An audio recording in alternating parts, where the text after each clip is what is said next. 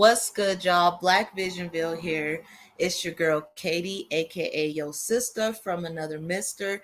Here, Blackvisionvill presents Black Table Talk, episode 3. Today, we will be talking about childhood trauma.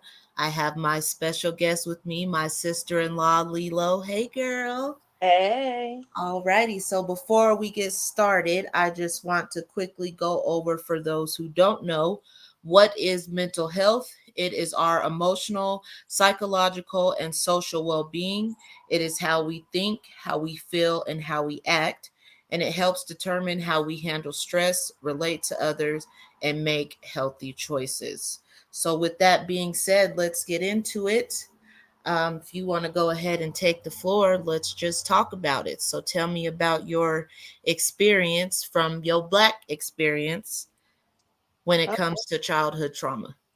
right. I think this is an important topic that everyone should be aware of. And things are different now. The resources and some lack of that they have now versus what we had.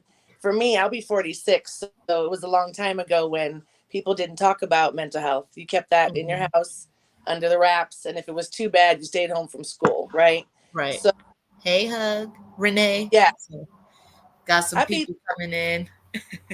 so for me, it was I have a lot of medical things that lead through the mental health piece of it. So from a young age, I was ADHD right off top, just based Mhm. off what was going on and pretty typical book standard. But what they missed was that I was also on the spectrum very low, but Mhm. something was off with the different things I had going on. The problem was no one took me to the doctor because back then, wash your hands. If it doesn't bleed, you don't need to go to the doctor. Right. But because there was some really creepy shit going on in the house, they weren't going to take me to the doctor for fear that any of our secrets got out. So that was another piece of it. Like when you need to go to the doctor and be assessed, but something's going on in your household and they don't let you get those resources. Now kids can call this number and dial this and anonymously do all that. We didn't have access to all of that. So it wasn't until I was older that I realized what my diagnoses were, what my triggers were, but it all went through what I had to hide and Right. talk to myself. All these kids now, you have all these resources, and I could have been on an IEP. I could have been removed from the home if it was that serious. But it took years and years for anyone to even realize that something was going on. But that was way after I was young. So I try to focus on the younger kids that don't know about the resources and depression, anxiety. Those are all mood disorders. That has to do with your mental and behavioral health. So it's very important that people start paying attention to it because no one paid any attention to it until I had a nervous breakdown in my house. And then they were like, "Well, you're walking around not knowing how to cope because no one dealt with any of your diagnoses and you got some serious trauma that you just been coping with, dealing with my own triggers in my own way, which was all negative, right? I fought everybody in my path because I was angry. I had all this unresolved pain going on and nothing to do with it. So it's important that we talk about it. And, Black families don't really want their secrets out loud, but it is what it is. Look at the celebrities. Poor Will, poor Jada. We know all your business. But you know what? They're better for it because they either do what they do or they clean it up or you keep it more private. But it's out there now. Let's get some help. Right, exactly. And that's a good point that you make because I feel like us within the Black community, that's a thing. I used to hear that all the time. Black families, it's like Vegas. What happens here stays here. You don't tell our business outside this house, you That's know. right. So with that being said, what are some things that you are comfortable with sharing that you had to go through when it comes to childhood trauma and the childhood trauma that you yourself experience along with your siblings as well? Well, your brother told me not to go too deep, but I'm an open book, right? So to make it make sense, right? So the deep rooted things in my family that weren't talked about was I was sexually assaulted like at 5, but for many years. And it wasn't until my body shut down that they were forced to take me to the hospital. Some of the medical things I have going on now are because I was too little to take all of that trauma. So I have 40 years of scar tissue and I'm only 46. You feel me? And then nobody addressed it until I fell out. And then, honestly, to let y'all know, I'm an open book. I'm 15 surgeries later, just based off of what happened to me in a short span of time. But nobody spoke on it. And as a child, you don't know that it's not your fault. So you didn't say anything. My body actually caused the reaction for everyone to say, all right, look, she shouldn't be having a full blown period at 7 years old. But my body had like naturally started to change itself because it was doing adult things. Wow. And how did that affect you mentally, especially with dealing with the essay that you dealt with? How did that affect you mentally? Talk about that a little bit. I think younger, it just fucked me up to where I felt like if people closest to you will hurt you, anybody will hurt you. So I was a very angry little girl. I didn't speak, and I mean, you know me, I always have something to say. I didn't speak for about 3 years because I didn't know how to process it or say anything. And now that I'm older, I think I was in depression. I had no words. I didn't have anything to say.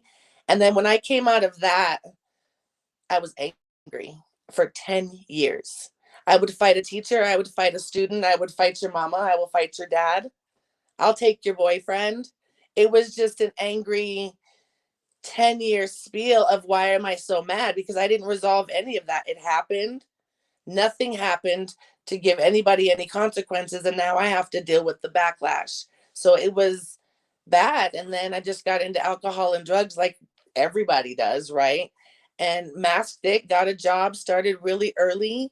I've been out since I was 16, because at 16 I started calling them out like, you're not going to keep just letting things continue to happen. We're going to break the generational curse with me, and we're going to start telling your secrets out loud so that other people aren't impacted. They put my ass right out. So I've been out for a long time on my own truth. And with that being said, were you, because I know I was essayed as well, and I was about 8, 9 years old, and I did tell my mom about it, but nothing was done. And that in itself had me feeling some type of way, because it made me feel like, well, I guess this isn't wrong. I'm wrong for speaking up, because all that happened with me was just, okay, well, you're not going to your uncle's house anymore. It wasn't like nothing was, done about that. So, um, Right. leading back to that, was that, did you tell anybody about this? Did anybody know about this? Or was this just something that was done in the dark and wasn't brought to the light until you had the courage to stand up and say, enough is enough? It's kind of a jacked up story. So my body started having its menstrual cycle from doing things I shouldn't have been doing by force at 7. So when I was bleeding in the shower, and this is going to be trauma dumping, so I'm just letting y'all know, you want to hear it, I'm going to give it to you. But if it's too much, walk away, right? Um, so I had to tell my mom, I think I had my period, and she knew at 7 that wasn't right. So there was a office visit, maybe emergency. Um, Long story short, bad things happened, but it wasn't police happening. It was people trying to protect me in the wrong ways, and it didn't really work. And um, they fled. It was a family member, and him and the wife fled to a different state. And that's where my closure started, because the danger was away from me and my siblings. But I had to heal on my own, because did me and mom sit and talk about it? Not until I was in my 20s, when she realized and told me that she was his first victim. And then he moved on to me. So that made me Wow. feel a kind of way, because why wasn't I protected? Right. Yeah. Salute, JC and Mai in the building. Renee says she appreciates you telling your story, and Mai said thank you for sharing your story as well. She said you are breaking those cycles, and yeah, just from personal experience, with dealing with SA, I feel like that is something that we as the Black community, I'm not saying that it happens more than others, but I feel like when it does happen, it's like that. Like, we all have that understanding that there's that one family member that you don't leave the kids around. So Right. that's like as far as it goes. There's no like talking about it, there's no anything being done about it. It's just that, hey, uncle so and so is coming over, make sure the girls put some pants on type shit, Yeah. instead of, hey, we need to not have this creep in our house. Right. So that in itself can be Right. traumatic because it puts you in a position to feel like you're being, sexualized at a young age. You're being taught to be mindful of things that you shouldn't have to be That's mindful right. of, like, that, oh well, uncle so and so is coming over, let me put some pants on. Salute Shawa in the building. But yeah, I just feel like, when we talk about childhood trauma, that definitely can play a role, not only to, how you grow up and navigate life, like you said, things like being angry, doing drugs, drinking, whatever the case may be. I know that that's how I handled it.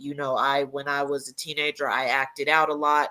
I was sexually active after that at a very early age, because it's, when you're a child, it's hard to differentiate, like, yes, this is wrong, I know this is wrong, because when I'm talking about it to mom or dad or whoever, I'm getting that feeling that this is wrong. But in some instances, it does not feel bad. I know for me personally, it didn't feel bad, because just of how it happened to me. It wasn't like I was, you know, being held down or forced. At the end of the day, what the person that did that to me was doing, it did not feel bad. So it was very confusing to me, Right. because I'm like, I know this is wrong, this isn't right, but it doesn't feel wrong. So it's very confusing. And like I said, within our Black communities, salute Calvin, hubby, love you, we get that a lot. What happens here stays here. You don't tell, we don't get, palm colored people involved in our household, in our business, and what goes on. So it not only has an effect growing up as a child, being confused, like, I have all these mixed feelings, but then on top of that, being an adult. I know me and you have talked about in the past how it made us feel when it came to our own children. I used to just feel some type of way, for example, giving my kids a bath. I would be feeling like guilty almost, because it was like, again, just from traumatic experience that happened in my past. I'm like, am I doing this too long? Is the, and it just makes everything so confusing, Right. at the end of the day. Right. Well, let's talk about it. I like to be devil's advocate with my story. Now that I'm older, and you talked about it, and that hasn't changed in 2023. Right. The people are so scared of the people Right. coming into your house. Everyone knows once CPS has been called, they stay there for the rest of your natural life. Right. Why is that so scary? Right. Like maybe some of us should have been removed, but that is so known, especially in our households. You don't want the people in there. They're going to come and take everyone away. And the children Right. are afraid that they're going to end up in a worse situation than Right. what Uncle Todd's doing in the bedroom. That part. And it's We got like, to, yeah, exactly. And that, what Renee said, I like that. They, then make you feel like it's your fault, like you did something yep, wrong. Like, oh, you bought these people up in my house, you. But again, like you said, nobody's doing anything about Uncle Bob, who's been that's known right. for doing this and had a reputation for doing this way before you were even born, That's you right. know? So, Right.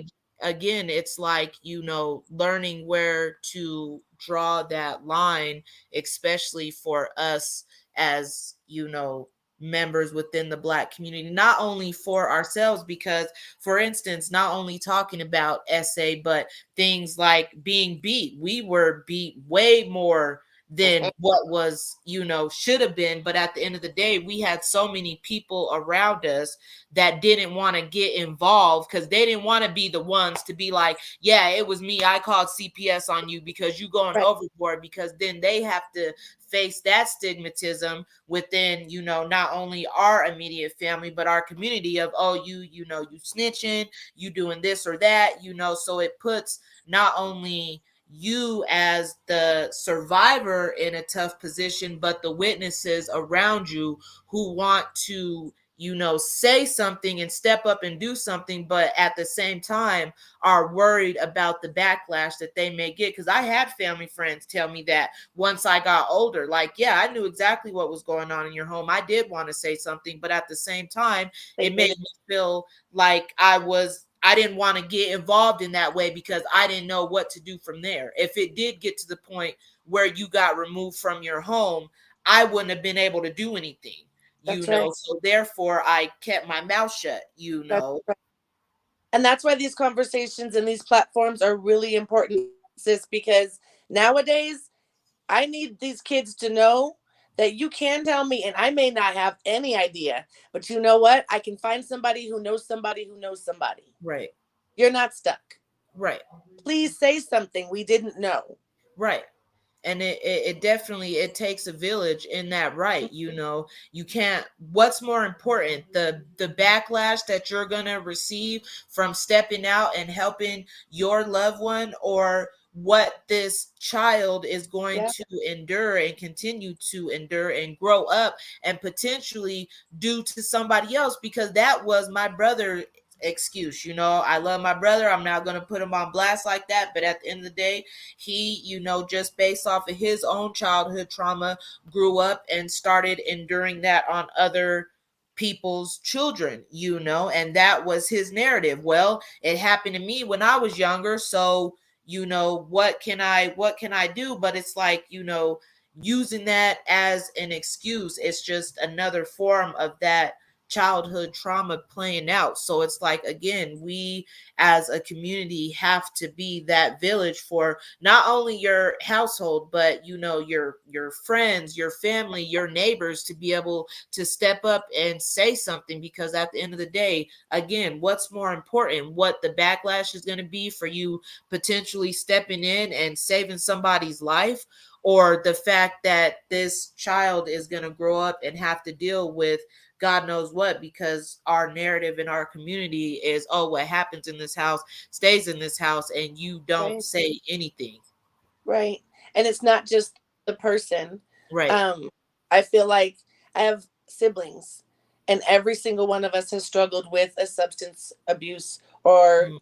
anything. We've had some sort of addiction because I may have taken the grunt of it. Maybe my assault was the worst. If you look at it from a scale of molestation to rape, Right. even if mine was the worst. Everyone in that house knows what's going on, but no one said anything. So don't think Mhm. that they don't have damage that they're carrying. Right. And nobody addressed it.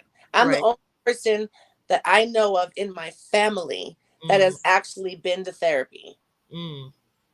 And I'll tell you what, I had a woman who didn't look like me, but she was very highly recommended to me, and she dealt with trauma.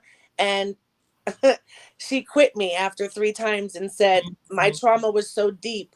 She felt I needed to talk to someone else. Wow. And she sent me to a black therapist. So here's Mm. where I'm at with that. I appreciate that. But not every person, just because they look like me, can also relate to my trauma. Mhm. You should have sent me to a guy who can relate because this is his story. Right. So they look at it differently as well. Like, we'll just send them to their people and they'll figure it out. I'm Right. looking for someone who specializes in giving me tools. That's Right. any color, any creed. Right. So That's even fact. in that space, it's hard for me to find a good therapist. I don't necessarily need a black therapist. Right. I'll get a therapist for life skills because her and I will have the same similarities. But for Right. trauma, learn it, and then you get a certificate, and then you get more degrees because you know deeper. That's what I have a trouble finding, is someone who's not afraid of my story. It's not Right. even the worst story out there, but it's really hard for people to tell me, well, how are you functioning now? Like, you've already come this far. What do you need from us? Well, I still Mhm. have anxiety. I still have Right. nightmares.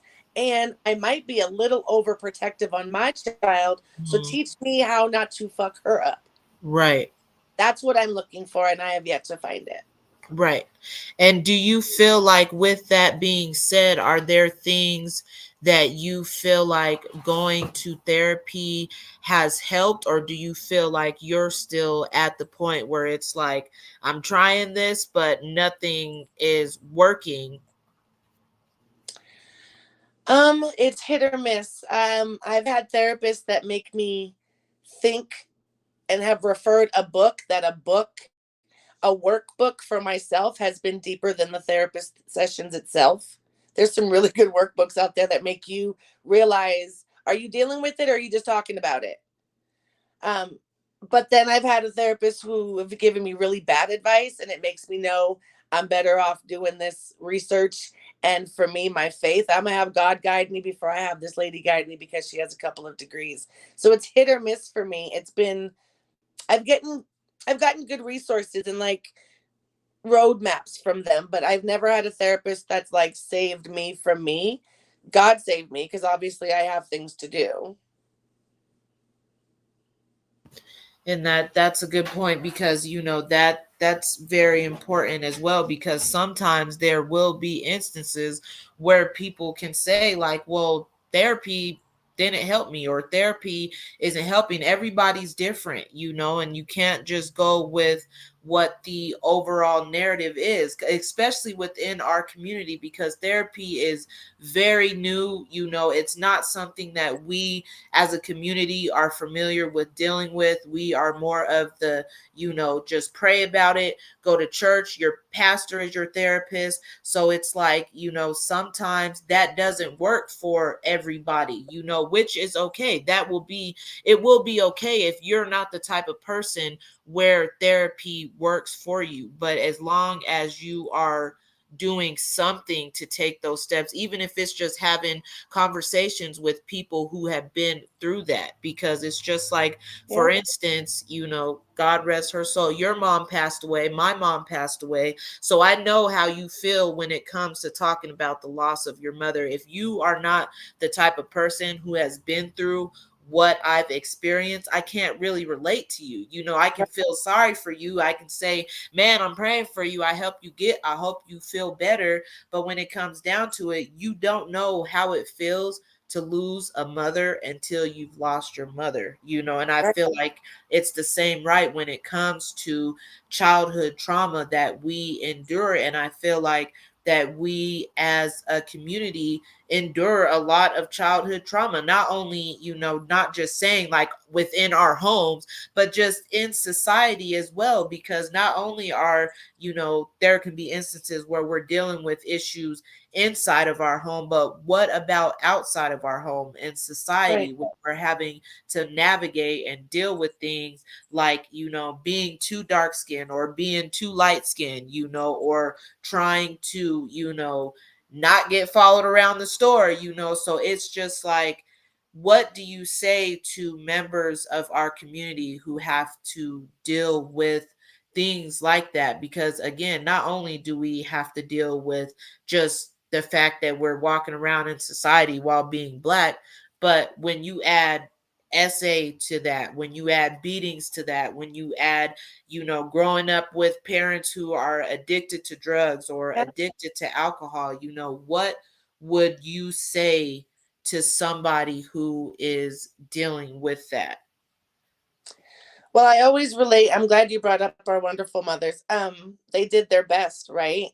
And it was not movie perfect, but they did their best. My mom chose the day she died. And I tell you that because, first of all, you don't tell a woman what they're going to do. They said 6 months and she went 18. She died when she felt like dying.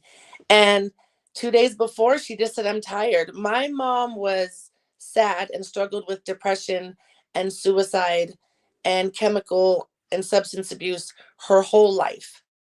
All they did was throw her into rehabs her whole life. No one threw her into a therapist. No one threw her into a self help group. No one sent her to she had a church camp. Whatever works for her, they never tried a different approach. And she died sad. She died because she was tired. She was done fighting.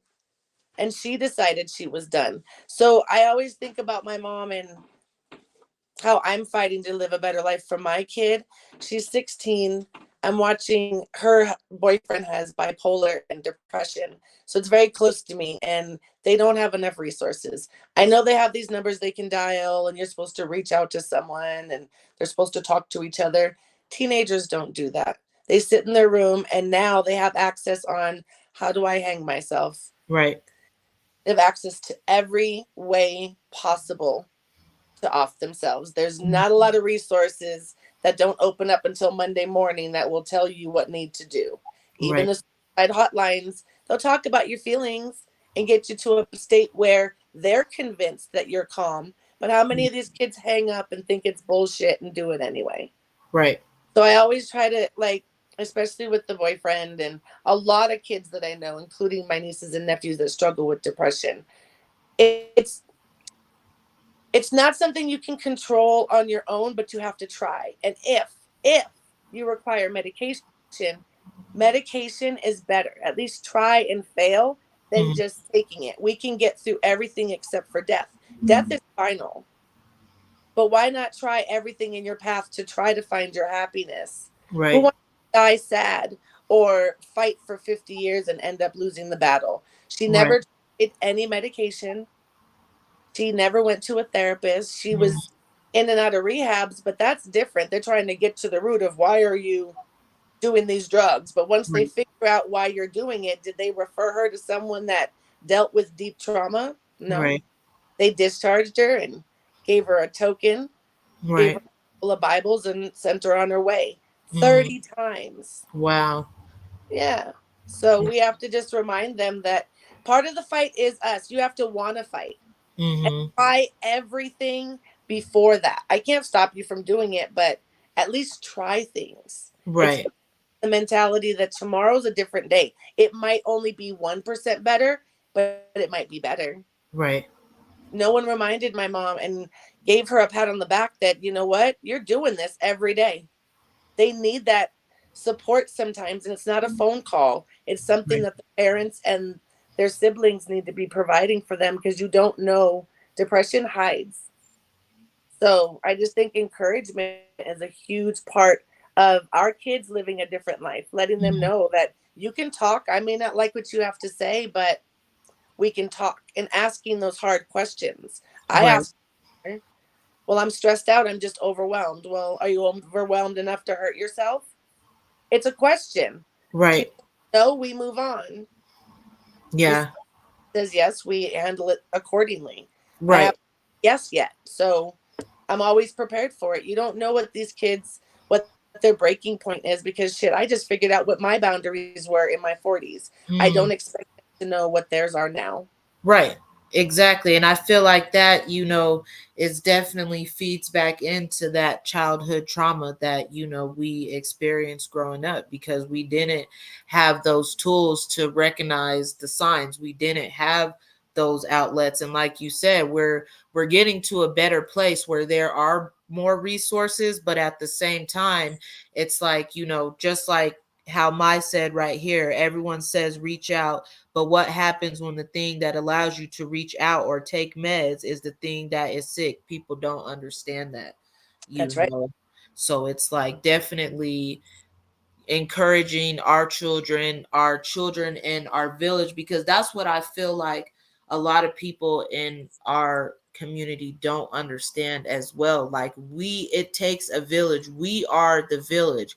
We are the grandchildren, the great grandchildren of, the black Africans that were brought to this country. This is our village, even in terms where I may not know you, you may not know me, but doing things like you seeing that kid in the neighborhood that, mom is never there because she's always at work, or grandma's there, but she's really old. So this kid's always at your house, being an advocate for that child Right. too. And It makes the difference to not just sit here and be like, well, I'm gonna worry about my kid. That's their problem, because you never know, for one, what that child is going through, and for two, what that child is going through or has gone through that they might then expose your child to, because Yes. you're so like, that's not my kid, I don't care, you can go play with them, but that's about it, because you just never know, That's so that's why it's important, to be those eyes and ears, not only for your own child but for the children in our community, because we are all, like I said, it takes a village, and we are that village, and we, at this point, our generations, we are responsible for the children in our village, so it's just like having that understanding, and just like you said, reiterating to our children, not only our children, but members of our family that are adults, friends that are adults, because we've all experienced some short sort of childhood trauma that we, again, have not been taught how to use the tools to navigate through that, so just being that support for them, and I really like what Shawa says. She said it does, we need to get back to that mentally, and we really do, because it makes a difference, yeah. and being able to have those conversations, like you said, asking those tough questions. How are you feeling? Is this making you feel? Because I wish somebody would have asked me that growing up.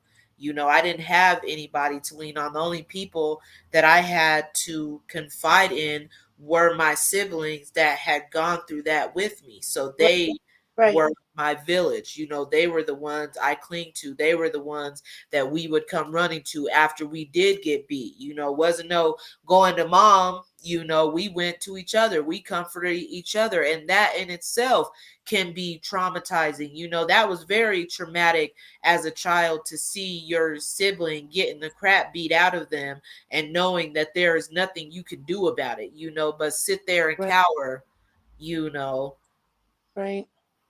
And so it's just it can be very traumatic, and that's why it's very important for us to not only address our childhood trauma, but figure out ways to work through it and recognize the signs in not only our children, but children in our community that may be going through things like that. So with that being said, how was that when it came to your childhood trauma with you and your siblings? How did that play out? What did that look like for you and your siblings when it came to your childhood trauma, and how you all handled that? And maybe even, I don't know if you carried each other through that, or maybe it tore you apart because of that. Like, what did that childhood trauma effects look like for you and your siblings in that household together?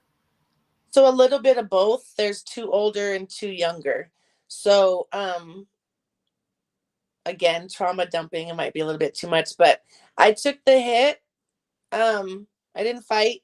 Um, but my brother used to we used to tie our legs together so that he would know when I was being removed and put back into the room. So that had to fuck with his head, right? And then I took the hits, the little ones wouldn't be subjected or whatever. The problem is when I left and I got kicked out from my mouth, because I started telling everybody, the police, the teachers, he's a bum. We're still around this bum. Because here's what happened. They left the state. They fled the state. My mom got into some stuff a couple years later, and we ended up moving to the state that my own person that assaulted me, we ended up living in the same house again. So when I got put out, that put my brother in a position to protect the younger ones. My brother started having kids at 15. And like by 16, dude had his own house. That's a whole different story, a segment you should do about the brothers that actually do step up when they have kids that young. But I digress. When I left and then he left, that left the kids open to less severe abuse, but abuse nonetheless. So me and my older brother are ace boon, like for life. I got you, you got me. I kind of owe that dude, A couple times he didn't let go. And then the younger ones blame me for everything that's ever happened to them. Because I was gone. I was married by 20. I was grown. I started having grown conversations and activities at 6. So by 20, they were just children to me. And I thought in a safer place, but they weren't. Wow. So it's a split. It's split. The younger one I'm working on, not my fault. But my sister and I, we don't speak at all. Everything that's ever Wow. is my fault. Yeah. Mm, Yeah. yeah. And I get that, and I understand because, I know when I left home, I wasn't really thinking about anybody but myself. They I'll say that right. honestly. I just wanted to survive and not have to deal with the abuse anymore. So I just left home. But there were times where I did feel guilty, and sometimes it's just out of our hands. I'm sure if you could have mentally, emotionally, financially prepared to be able to take your siblings with you and get them out of there, you would have done that. But it's like, as a child yourself, Right. what can you be expected to do? I barely made it out, just by myself. So I couldn't have imagined having my siblings with me and trying to take them with me and navigate this world and try to survive out on the streets. But I understand, I can empathize with your sister because that's how I felt when my older sister left, until I got to the age where I could understand that it was up to me to be in control of my survival. And if I wanted to survive, these are the moves I had to make. I was mad at my sister for a long time too when she left too, because I felt the same way. I felt like she You abandoned abandoned. me to Yep. Yep. have me have to go through this by myself. She was the one that I would, we slept in the same bed together. So she was all I had. She was like my Right. person that helped me get through that so that it wasn't so bad without her around, So Right. I get that. But at the same time, it's like having that understanding. I also get that other piece of it, like, what where it's human nature to do what we have to do to survive, Right.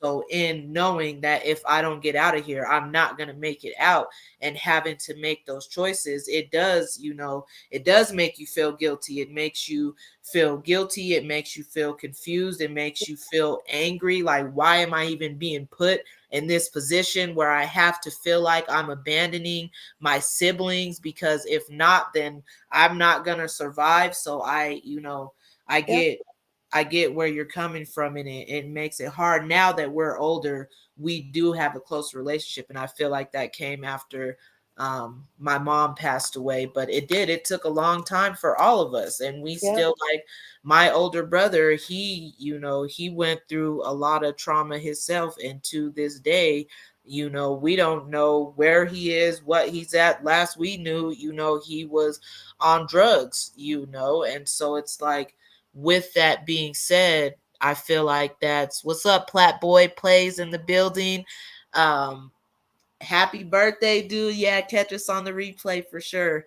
But yeah, it goes back to that, like, things that we do as a community to try to help us to get through that childhood trauma that we have, again, like drinking or Right. smoking, and even those things, that those crutches we use to get through that society plays on, which is why you'll be quick to see a liquor store in the hood every other block than you would, a 7-Eleven or a wine store, just, you know what I mean? So it's like, it makes it really, really hard,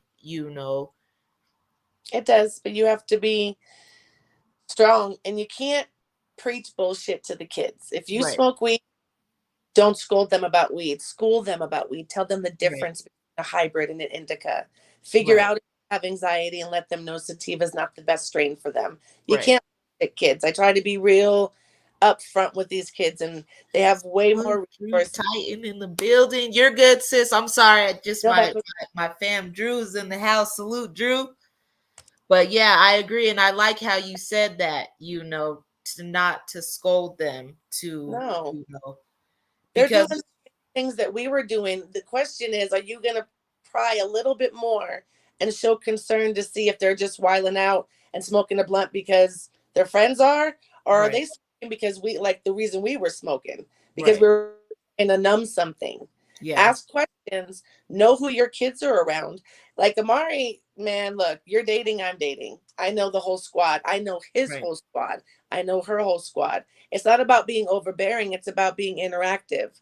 I'm going to Right. look out for your kid and you're going to look out for mine. And in this neighborhood, we look out for each other. Right. But at the end of the day, that's your child. You need to ask those questions. You Right. need to know why he was in that car at 10 p.m. Did you know he left the house? Did you ask him? Did you know that party that there were no parents there? Ask the Right. question and be accountable and stop thinking that the community cares because most of them don't. They don't.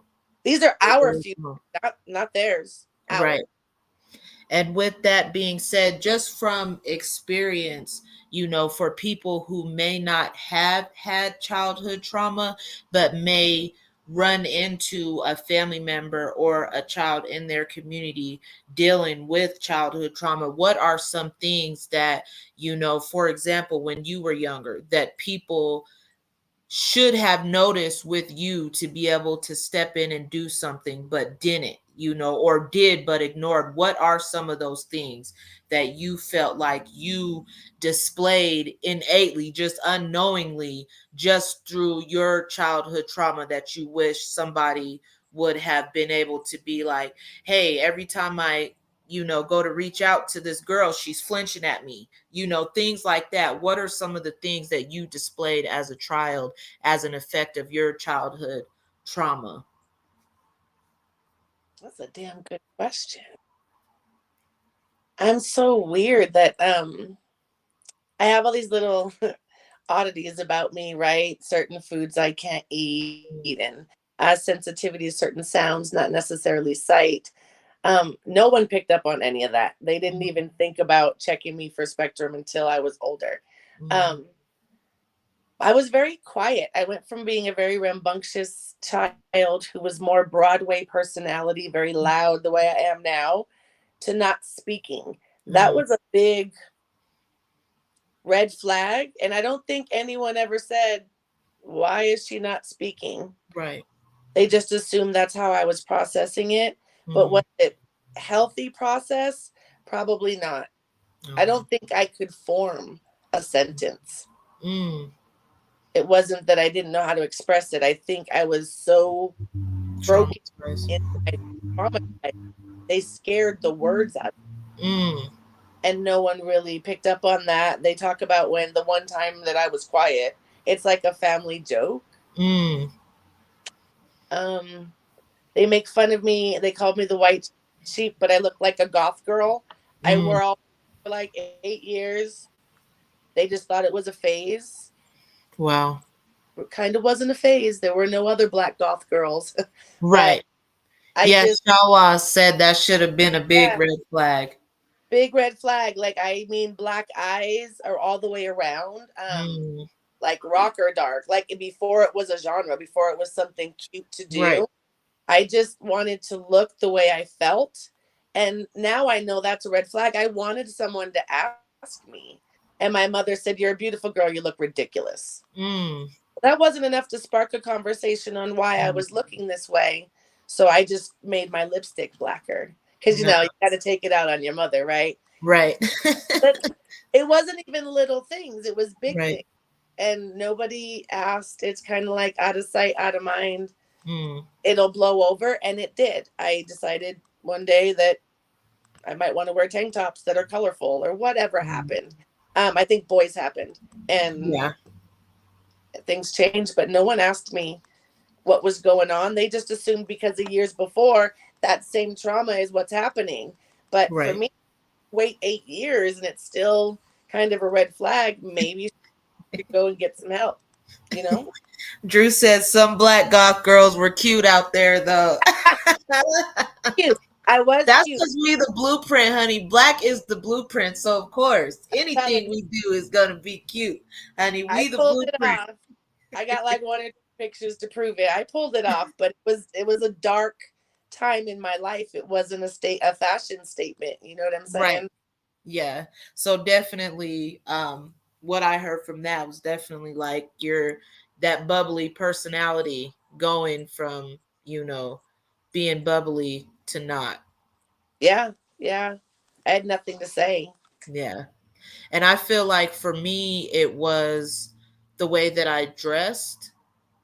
because I just assumed somehow, I just associated it like maybe the essay will happen if, won't happen if I didn't dress like a girl, wearing the dresses, wearing, things to. So what I started to do in turn was I would dress like a boy. That's when my tomboy era began.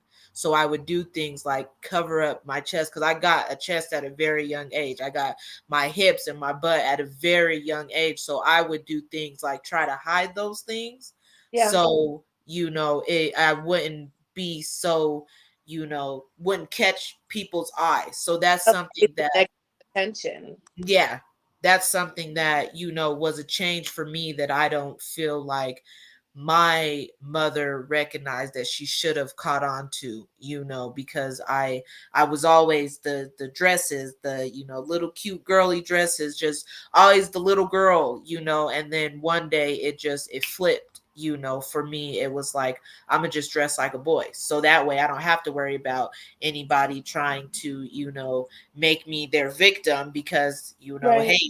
I'm dressed like girl, but that didn't work. That didn't make a difference. But I thought in my child mind, just again with that trauma, trying to figure out how to do things to survive. That was one of my survival tactics. I would dress Right. like a boy. So I'm like, okay, again, if I dress like a boy, I'm not gonna bring attention to anybody. Uncle Ruckus isn't gonna like me if I look like a little boy, Right. But again, it didn't make a difference. So I like that you brought that up, like the, being quiet, or maybe the, change of personality, being bubbly to not talking at all, noticing like, hey, when every time I come over here, my niece is always bubbly, she's laughing, she's coming, and now she's quiet. She's Right. not even coming out of the room. It's those things that we, as a community, as you know, Black people need to recognize within our own households, our own families, to be Yeah. able to recognize that and, use those things, or maybe even not in our household. You're a teacher, you're whatever your profession is, and you see that within a child, to be able to ask those questions if if you're in a position where you can do that, That's right. that makes a difference too. There's not always going to be instances where you're going to be in a position to be around a child long enough to be able to know, like, okay, there's a change in this person. So I Right. just mean, like, really, when it comes to around the children, that that if they were to make those changes like that, you'd be able to recognize. Another thing for me, as far as just what was an aftermath of me dealing with childhood trauma, I didn't want to be around men. Like, there was instances where I would go to doctor's appointments with my mom, and I didn't care, when I was old enough to start getting pap smears. I didn't care who the doctor was. This was just a doc I had to go in and see, get done, get the exam done, and get out of there. But it got to a point where I did start telling my mom, I don't want a male doctor, I want a female doctor. And she never caught on to that. And I That's literally would do that to try to get her to be like, well, why?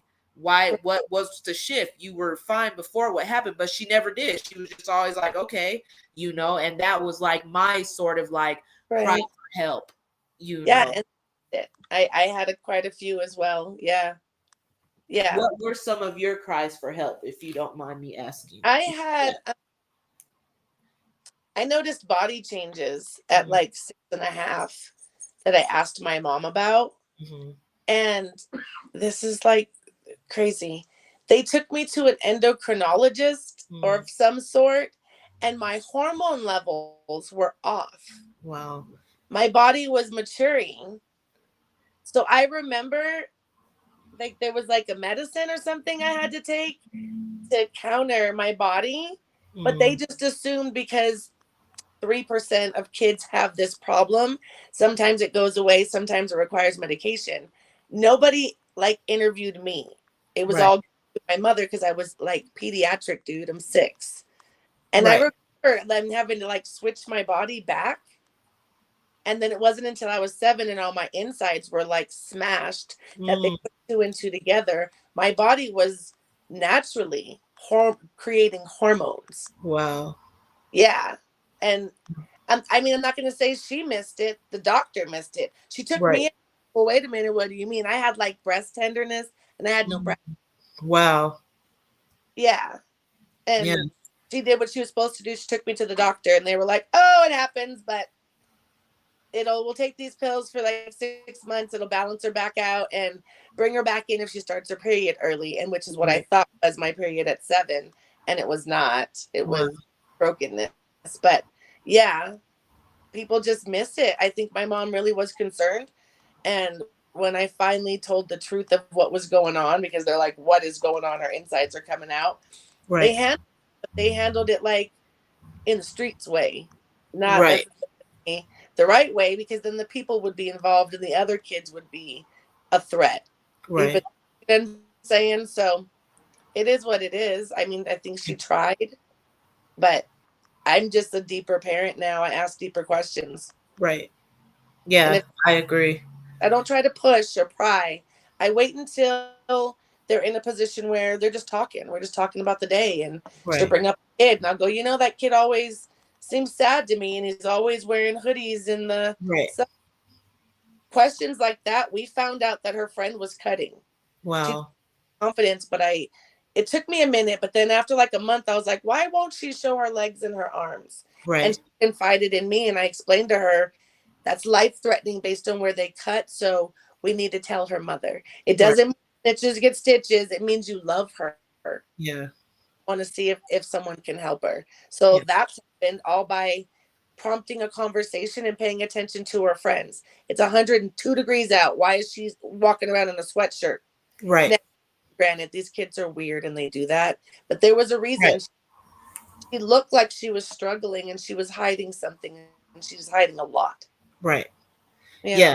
So I think that's definitely important because I feel like there's a lot of things that come from childhood trauma that our generation, we are just navigating on our own because again, we didn't have those tools growing up to, be able to do things like oh, if you see something, say something. It was always like I said before, that narrative, what happens here stays here. Like we done took a trip to Vegas, so we learned how to do things like push things down or hold things in, or I'm feeling angry because I'm living in a household where there's all these adults and no one's protecting me. This shit is pissing me off, and why do I have to keep going through this? And I have my mom here and my dad and my uncles and my aunts, and Right. nobody is doing anything. So again, you get that anger, you get that sadness, you get that, being secluded, that personality change, that Right. appearance change, and those are all things that we as a community can try to look for and identify and figure out what are the next steps when it comes to, saving our children from, having to go through the trauma that we had to go through. Right. Because when you're dealing with childhood trauma and you're growing up with that, it's hard because that doesn't just go away. You just learn how to suppress it, and for a long time, it took a long time for me to look people in the eye. And that was strictly because during those times of SA, that was one of the things that I was required to do. Look me in my eyes, look me in my eyes. So it inbred in me to, not make eye contact with people because that was a trigger for me to Right. have to do that. So it wasn't until I was, climbing into my 30s that I actually began to make eye contact with people again. Right. Right. And it's a hard thing to overcome. I had the same issue. And you got to think about trauma doesn't go away. Right. Household bullshit doesn't go away. These kids are still dealing with it. But now they have to deal with the school shootings and all these stupid drills and the Hmm. amount of suicide. I was talking to my kid about it. And do you guys remember back in the day, you just be in class with this kid, sixth, seventh, eighth grade. You get to ninth grade and he didn't show up, and you just assume their parents moved out of state. Right. How many of those kids were suicide? We didn't talk about it, and it damn sure wouldn't have made the news. Think Yeah. of now, they're going to get an email about it. The news is talking about it. The kids have to go to an assembly. It's so in their face Right. that they have that plus the trauma of going home and getting beat. Right. So then they just talked, I had a tribute today about the kid that couldn't take it anymore and killed himself. Right. He hadn't thought about it until today. Right. It's a circle of madness. I don't know how to fix it, but I know I try to talk to my kids that are close to me Right. about how that make you feel. Like, have you ever had those thoughts? Right. Try not to judge them because Right. they have had the thought and didn't act through it. That doesn't mean they need to be committed. You got Right. to figure out what triggered them to get them to that low and then remind them after that day, look at how many days you went through being stronger. Right. It's And just I all about reevaluating the way they're thinking. And nobody did that for us. right. And that, it's I don't know, I feel like it's a blessing and a curse for our children's generations, because while they do have those resources, at the same time they have everything else. Like I was saying on our last episode, we are like the first generation, the pioneers of raising our children with the internet, Yep. so that in itself, it's like the same way that your child can go on the internet, like you said, and find resources to, help them with whatever trauma they're going through. They can also go on the internet and find resources on how to unalive themselves. So, it's very important, like you said, that we have those conversations, because why it might not be like an end all fix all, it definitely makes a difference, and it definitely starts to put that dent into that, wall that we as a community have put up, saying, what happens here stays here, and we don't talk about this. And when Uncle Ruckus comes over, you're going to go in the room and put some pants on, and, or Right. whatever the case may be. We have to, change that narrative within our own households, our community, to stand up and say, you know what, I don't give a fuck if this is my brother or not. Uncle Ruckus, you're not bringing your perverted ass over here around mines. That's right. Things like that. We have to be advocates for our children. We have to be advocates for our family members, and again, the children within our community, because they're even in our own communities. Again, there's people in the community that, if you see a child walking with them, you like, that kid don't need to be nowhere near them. So it's up to you to take that initiative to go up to that person with that kid and say, hey, what you doing with them? So it just I definitely. a kid with a nod if they're okay. It's Mm, kind of the thing you have to do at this point. right. I'm not saying being in everybody's business, but if it looks not right, ask. I would want Right. you to ask if my child was getting drugged through a Walmart. Right. Same. Same It's here. just a matter of knowing your community because Right. you said, sis, you dropped a lot of hints and a lot of cries for help, and so did I. And a lot of them got missed, and maybe some of them were just intentionally too hard to address. Right. I want to be that one person that hears your red flag and I hear your cry for help. So Right. I may not be able to fix it right now, but I'm going to get you to somebody or at least acknowledge that your concern or your feeling is valid. Right. Because at the end of the day, that's how I felt. I just wanted somebody to acknowledge me, what I already knew, that this was wrong, this Wrong. was not okay, Yeah. and this has to stop. But nobody around me did that. From my mom to the other adults, everybody just swept it under the rug. So Right. it in turn, made me feel like, well, clearly I'm the drama, because nobody's sticking up for me. Nobody cares. So clearly this is my fault somehow. I don't know how it's my fault, but it's got to be, because if it wasn't and I wasn't wrong, people would be standing up for me. People would be saying, hey, Right. whatever the case may be, but nobody did that for me. And it made a huge difference, like I said, for not only how I grew up, but how I raised my children, being that overprotective mom, Right. that came from childhood trauma, you That's right. know so it just definitely makes a difference. But we are at the end of our show. I definitely, as always, appreciate you coming on. Thank you all for listening who did. We are going to get out of here. I'm going to let Miss Janaea in the show with her little spiel here. But everybody take care and have a great rest of your night. And thank you all for stopping by. Salute to all of you in the chat that came through. Sister, thank you again. And we gonna head out after this.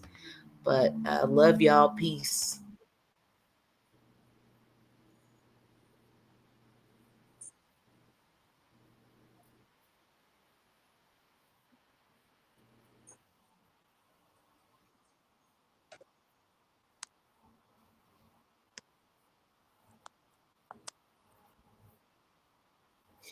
Peace.